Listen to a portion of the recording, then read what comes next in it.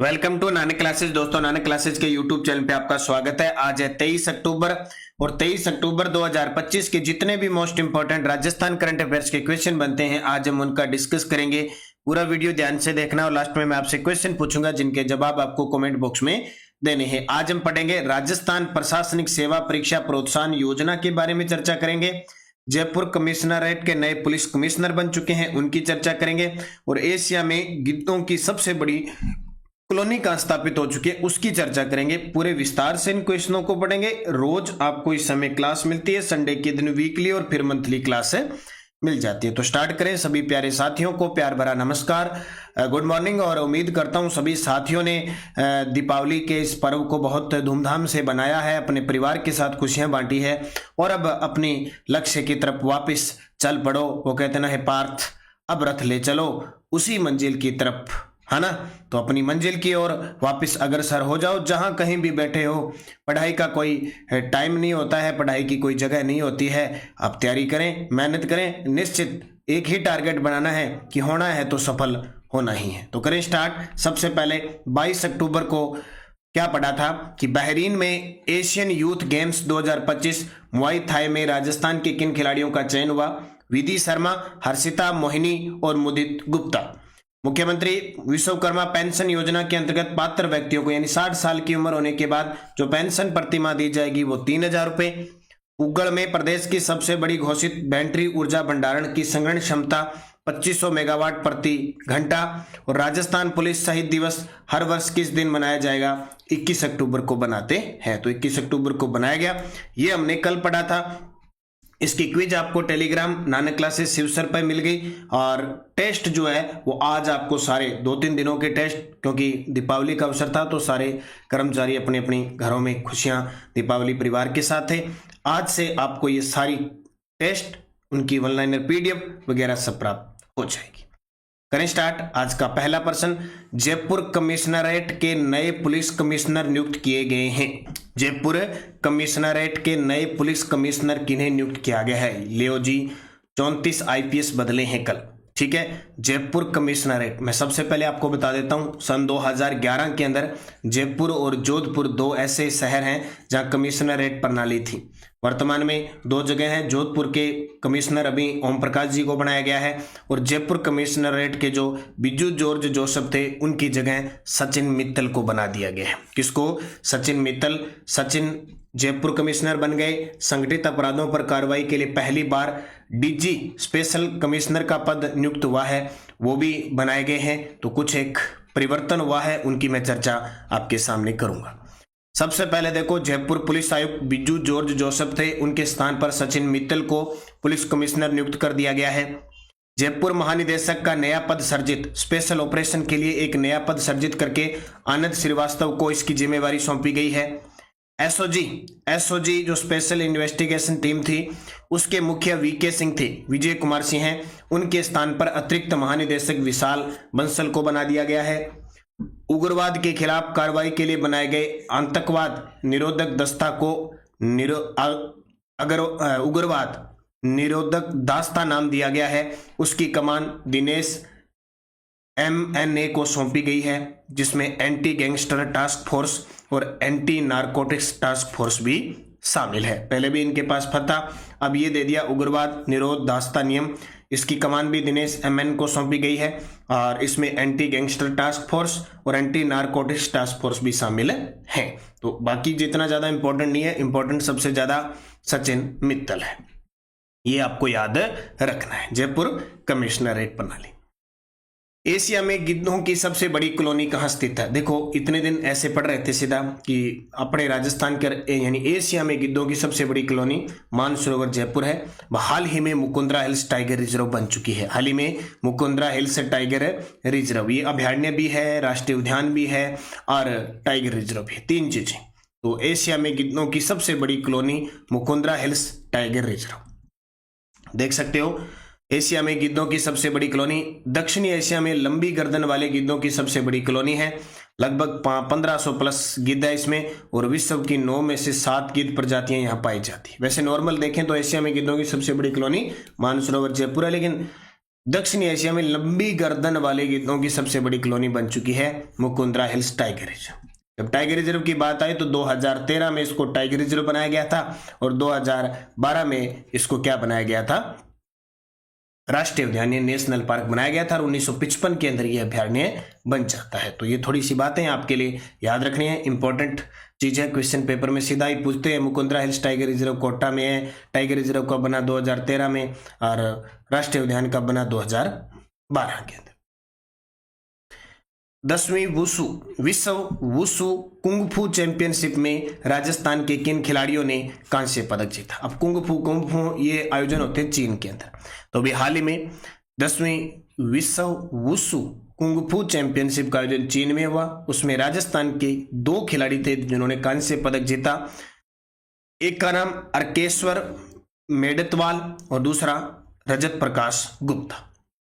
इन दोनों के द्वारा इस विश्व वुशु कुंग फू चैंपियनशिप में कांस्य पदक जीते जाते हैं। देखो भाई, 10वीं विश्व वुशु कुंग फू चैंपियनशिप इमिसान चीन के अंदर आयोजन 14 से 20 अक्टूबर को राजस्थान के 2 खिलाड़ियों ने पदक जीते।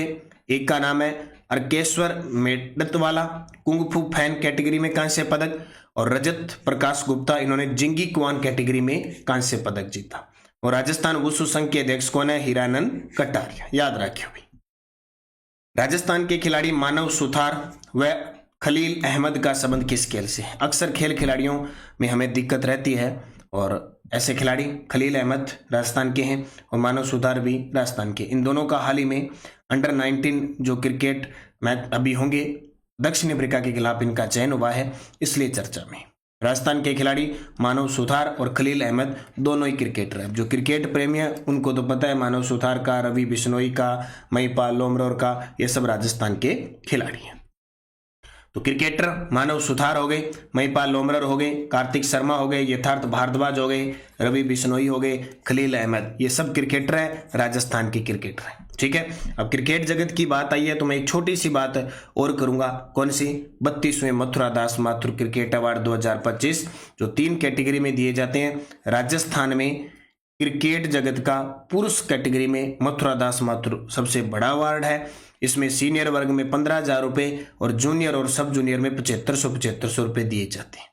तो सीनियर वर्ग में अब की बार 32वां जो मथुरा दास माथुर अवार्ड मिला है वो महिपाल लोमरोर को, जूनियर वर्ग में कार्तिक शर्मा को और सब जूनियर वर्ग में यथार्थ भारद्वाज को। ये आपको याद रखना है। निर्माण श्रमिकों के बच्चों को राजस्थान प्रशासनिक सेवा की प्रारंभिक परीक्षा उत्तीर्ण करने पर राजस्थान सरकार द्वारा कितनी राशि प्रदान दी जाती है। ये प्रश्न आया आपके सितंबर महीने में आरपीएससी प्रोटेक्शन ऑफिसर का एग्जाम हुआ था उसमें। अब ये कब भी आ सकता है दोबारा। वैसे पता भी होना चाहिए कि आप अगर आईएएस की प्री पास करते हो, यूपीएससी प्री पास करते हो, ठीक है, तो आपको 1 लाख रुपए मिलते हैं। अगर आप आरएस कह दो या यानी आरएस मेन, तो आरएस प्रशासनिक सेवा की है, यानी ये पास करते हो तो आपको 50,000 रुपए मिलते हैं। तो ये प्रश्न आया है, अब इसकी पूरी डिटेल बताता हूं मैं आपको। राजस्थान निर्माण श्रमिक व उनके बच्चों को, सबके लिए सुन लो, किसके लिए? राजस्थान निर्माण श्रमिक व उनके बच्चों को भारतीय यानी यूपीएससी और राजस्थान सेवा प्रशासनिक यानी जिसमें ये आईएएस ये आरएस सेवा परीक्षा प्रोत्साहन योजना के अंतर्गत निम्नलिखित लाभ प्रदान किए जाएंगे। लाभार्थी को प्रशासनिक सेवा की प्रारंभिक परीक्षा यानी प्री उत्तीर्ण करने पर प्रोत्साहन राशि देय होगी। इसमें क्या राशि होगी देखिए, भारतीय प्रशासनिक सेवा की प्रारंभिक परीक्षा उत्तीर्ण करते हो तो 1 लाख रुपए, और अगर राजस्थान प्रशासनिक सेवा की प्रारंभिक राशि करते यानी आईएएस के लिए 1 लाख और आरएस के लिए 50,000 रुपए। नोडल विभाग इसका श्रम विभाग राजस्थान है। पात्रता इसकी ये है कि आवेदक राजस्थान का मूल निवासी होना चाहिए, निर्माण श्रमिक मंडल में पंजीकृत होना चाहिए, ठीक है, निरंतर अंशदान जमा करा रहा होना चाहिए, यानी जिसका बेटा पढ़ रहा है जो श्रमिक है उसका श्रमिक मंडल में पंजीकृत होना चाहिए। आवेदक के माता पिता की आय सभी स्रोतों से 2.5 लाख से अधिक नहीं होनी चाहिए साल की, ये भी शर्त है। आवेदक जो पूर्व में राजकीय सेवा में कार्यरत है वह पात्र नहीं होगा। मान लो कांस्टेबल लगे हैं, एसआई लगे हैं और आरएस की तैयारी कर रहे हैं तो वो पात्र नहीं होगा। किसी में भी वो टीचर लगाया। निर्माण श्रमिक व उनके आश्रित बच्चे पात्र होंगे। आवेदक ने निम्नलिखित प्रारंभिक प्रतियोगी परीक्षाएं उत्तीर्ण करनी होनी चाहिए, प्रशासनिक सेवा और राजस्थान प्रशासनिक सेवा। आवेदक जिन्हें पूर्व में प्रतियोगी परीक्षा हेतु प्रोत्साहन राशि मिल चुकी है वह आगामी वर्ष के लिए पात्र नहीं होगा। मान लो आपने आरएएस का पेपर पास कर दिया, पहला प्री आपको मिल गई, दोबारा फिर आप प्री पास करें तो आपको दोबारा नहीं मिलेगी, यानी एक ही बार आपको प्राप्त होगी। तो ये थोड़ी सी डिटेल मैंने बताई, इस पे आपको याद भी रखना है एग्जाम की दृष्टि से, और वैसे भी गौर करना है किसके काम की है। निम्न में से किस खिलाड़ी का संबंध साइकिलिस्ट से नहीं है? साइकिल चलाने वालों में नहीं है। निम्न में से किस खिलाड़ी का संबंध साइकिल से नहीं है? आदित्य जाखड़ है, अंजलि जाखड़ है, लोकेश चौधरी, सब साइकिल चलाते हैं। अश्विनी बिश्नोई भीलवाड़ा की कुश्ती की खिलाड़ी, अभी 65 वर्ग के अंदर इन्होंने चैंपियनशिप में स्वर्ण पदक जीता है, विश्व कुश्ती चैंपियनशिप। तो अभी 5 खिलाड़ी राजस्थान के बहरीन यूथ चैंपियनशिप शुरू हुई है उसमें गए हैं अभी। तो बहरीन में तीसरे यूथ एशियन गेम जो 22 अक्टूबर से शुरू हो चुका है, 31 अक्टूबर तक चलेगा। राजस्थान के 5 साइकिलिस्ट भाग ले रहे हैं, आलोक बिश्नोई, आदित्य जाखड़, अंजलि जाखड़, लोकेश चौधरी, रुकमणी, और इसमें जो पुरुष कोच है राकेश कुमार जी वो भी राजस्थान के। तो जरूर याद रखियो भी साइकिल वाला 5 खिलाड़ी है, चाहे महिला है चाहे पुरुष वर्ग में है, 5 खिलाड़ी राजस्थान का भाग लेने ला रहे हैं। पदक कौन ले गया है बात देखो। अब देखो बहरीन के अंदर तीसरे यूथ एशियन गेम में राजस्थान के खिलाड़ी, एक तो मैंने कल बताया था मुआई थाई गेम है, उसमें राजस्थान के 4 खिलाड़ी, विधि शर्मा, मोहिनी सामरिया, मुदित गुप्ता, हर्षिता जालोरगी, और सचिन चौधरी भारतीय टीम पुरुष टीम में जा रहे हैं, और ममता सीकर की भारतीय बालिका हैंडबॉल टीम में गई है। अब देखो कौन से खिलाड़ी भारत का नेतृत्व करते हुए, राजस्थान का यानी भारत का नेतृत्व करते हुए कौन से खिलाड़ी पदक लेके आते हैं, इंतजार जरूर रहेगा। शिव की डोज क्या कहती है? सरकार, राज्य सरकार ने पर्यटन निवेश बढ़ाने हेतु भूमि आवंटन की न्यूनतम निवेश सीमा 100 करोड़ से घटाकर 50 करोड़ दी। आज की जो शिव की डोज है वो पूरी सुजस बुलेटिन है, कल की और 2 दिनों की जो सुजस बुलेटिन है उसी से क्वेश्चन है। जयपुर व उदयपुर में टियर 4 डाटा सेंटर स्थापित होगा, जल्द ही नई सेमीकंडक्टर नीति जारी होगी। 19 फरवरी 2024 से मुख्यमंत्री आयुष्मान आरोग्य योजना पुनः शुरू की गई है। जो मुख्यमंत्री चिरंजीवी योजना थी ना सरकार की, जो 2021 में शुरू हुई थी, वो नए नाम से मुख्यमंत्री आयुष्मान आरोग्य योजना, इसमें लगभग 2200 प्लस पैकेज हैं, ठीक है। 23 केयर वो है, केयर एयर है, इसके अलावा और भी कई सुविधाएं हैं इसके अंदर, तो ये इस प्रकार शुरू कर दी है। प्रधानमंत्री मातृ वंदना योजना के तहत देय राशि जो 5000 केंद्र सरकार देती है, राजस्थान सरकार 6500 रुपये कर दी। प्रधानमंत्री जनजाति आदिवासी न्याय महाअभियान पीएम जनमन योजना के तहत 12 जिले में 90 पीवीटीजी वन धन विकास केंद्रों का गठन किया गया। बहुत बार प्रश्न आया है कि पीएम जनमन योजना में राजस्थान का कौन सा जिला शामिल है? 12 में जनजाति रहती है, कौन सी? सहरिया, जो आदिम जनजाति समय में शामिल है, पिछड़ी हुई। ग्राम पंचायत स्तर पर कार्यरत मानदेय कर्मी साथिन का जो मानदेय है वो 10% की वृद्धि की है। और महिलाओं की सुरक्षा हेतु राज्य में 500 कालिका पेट्रोलिंग यूनिट का गठन किया गया। ये आपको याद रखना है सारा, ये सारी जितनी भी सुजस बुलेट की जितनी भी कहानी है ना वो मैंने सारी इसके अंदर शिव की डोज में बता दी। 7 लाख करोड़ रुपए के एमओयू धरातल पर आ चुके हैं। टोटल कितने? 35 लाख करोड़ के हुए थे। 9 से 11 दिसंबर 2024 को जो राइजिंग राजस्थान इन्वेस्टमेंट हुआ, और प्रदेश वर्ष 2030 तक $350 बिलियन की अर्थव्यवस्था बनाने की ओर अग्रसर हो गई है ये सूचना। और प्रवासी राजस्थानियों के लिए विशेष विभाग बनेगा। 10 दिसंबर को बनाया जाएगा पहला प्रवासी राजस्थानी दिवस, और इसके लिए 2 समिट हुए। आपको पता है कि 26 दिसंबर को हैदराबाद के अंदर और 8 अक्टूबर को सूरत के अंदर राजस्थानी मीट का आयोजन किया गया। और सरकार करेगी प्रवासी राजस्थानियों के लिए विशेष विभाग भी बनेगा, और हर वर्ष 10 दिसंबर को जब प्रवासी राजस्थान दिवस बनाएंगे उसमें प्रवासी राजस्थानियों को सम्मानित की पुरस्कार भी दिया जाएगा। टेलीग्राम ज्वाइन करना ही है, नानक क्लासेस शिव सर और नानक क्लासेस, ताकि आपको पीडीएफ भी वन लाइनर मिले, लिंक मिले। 3-4 दिन दीपावली के कारण क्या सब कुछ बंद था, हेल्पलाइन नंबर वगैरह, आज से सब कुछ आपको प्राप्त होगा। Answer of last video question, Rajasthan में इलेक्ट्रिक बस उत्पादन की पहली इकाई कहां स्थापित की जाएगी? तो आप सभी का सही जवाब था गिलोट के अंदर स्थापित की जाएगी। Question for you, Shri Annapurna रसोई योजना में थाली का वजन कितना किया गया है? 500 ग्राम, 550 ग्राम, 600 ग्राम, 650 ग्राम। सही जवाब आपको कमेंट बॉक्स में देना है। यस डे डोज, राजस्थान में जैसलमेर जिले का अधिकांश भाग शुष्क क्षेत्र में आता है। जवाई लूणी की नदी है, पार्वती चंबल की नदी है, काली सिंध चंबल की नदी है, बनास चंबल की है। ये 4th ग्रेड के अंदर क्वेश्चन आए हुए हैं। अब 4th ग्रेड जितने भी पारियों में पेपर थे वो समाप्त हो चुका है जीके।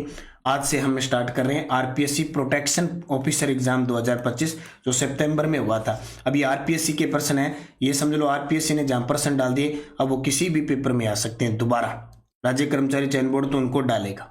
कैसे प्रश्न है, 12 कोटड़ी किस राज्य से संबंधित है और किस राजा ने 12 कोटड़ियों का निर्माण करवाया, ये बताना है। मध्ययुगीन राजस्थान में पंचकुल संस्था किससे संबंधित थी, पंचकुल संस्था। किसके विचारों से प्रेरित होकर गोविंद गुरु ने संप सभा की स्थापना की। जयपुर के किस शासक के द्वारा जयपुर में स्थित ताल कटोरा का निर्माण करवाया गया। वागड़ व छप्पन के बिलों का लोक वाद्य यंत्र जो एक विभाजित बांस के दोनों ओर दांतेदार खांचों से बना होता है क्या कहलाता है। अब आज का टारगेट ये मिल गया, मैं मोटा मोटा बता देता हूँ। 12 कोटड़ी से आप समझ गए और जयपुर से समझ गए। आज आप अच्छे तरीके से कछवा वंश पढ़ लेना और कल सुबह 9 बजे जो आरबीएससी 6 से 12 की बुक है उसके रिवीजन में कछवा वंश आएगा। आज सभी साथी कछवा वंश का टॉपिक पढ़ना। इसके अलावा क्या पढ़ना है आपको, वाद्य यंत्र पढ़ लेना जिसके टॉपिक आता है, जिसके सब्जेक्ट में वाद्य यंत्र है वो वाद्य यंत्र पढ़ लेना और जनजातीय आंदोलन पढ़ लेना। आज खूब तरीके से मेरे हिसाब से मैं जो जैसे आपको कहता हूं वैसे चलो, आपका जीके इतना मजबूत हो जाएगा। आज आपको क्या पढ़ना है लिख लो, कछवा वंश इतिहास में पढ़ना है और किसान आंदोलन में आपको जनजातीय किसान आंदोलन पढ़ने है सिर्फ, और तीसरा आपको वाद्य यंत्र पढ़ने है। ये संस्था है वैसे इनमें से आ जाती है। तो 3 टॉपिक आप आज क्लियर करोगे, एक एक चीज क्लियर करोगे, फिर कल सुबह कछवा वंश का टॉपिक भी आपको मिले जाएगा। ठीक है, तो ये आप पढ़ना है। जाते जाते वीडियो को लाइक शेयर करना। और आज अंतिम दिन है दीपावली विशेष ऑफर का, चाहे वीडियो कोर्स है मात्र 599 रुपए में और टेस्ट सीरीज 99 रुपए में। ऐसे मौके नहीं आते हैं। जो भी टेस्ट सीरीज वीडियो कोर्स लेना चाहते हो आज रात 12 बजे तक छूट है। आज हेल्पलाइन नंबर पे भी कॉल करना, ऑन है, सब है, व्हाट्सएप वगैरह। और राजस्थान करंट अफेयर्स 3-in-1 की मात्र 75 रुपए में, इसमें 1 जनवरी से 31 दिसंबर का डाटा मिलता है। तो निरंतरता बनाए रखो, मेहनत करो, खूब अच्छे तरीके से पढ़ो, वापस लग जाओ। ये आरबीएससी है, ये मैं आपको पढ़ा रहा हूँ सुबह 9 बजे। कल से मैं वापस इसको स्टार्ट कर दूंगा। तो अच्छे तरीके से मेहनत करनी है, खूब पढ़ाई करनी है। बिना पढ़ाई के कुछ नहीं होगा, बिना और सिलेबस आपके ध्यान में होना चाहिए। सिलेबस के अकॉर्डिंग पढ़ते रहो। ठीक है भाई, धन्यवाद। जय हिंद, जय भारत, जय राजस्थान।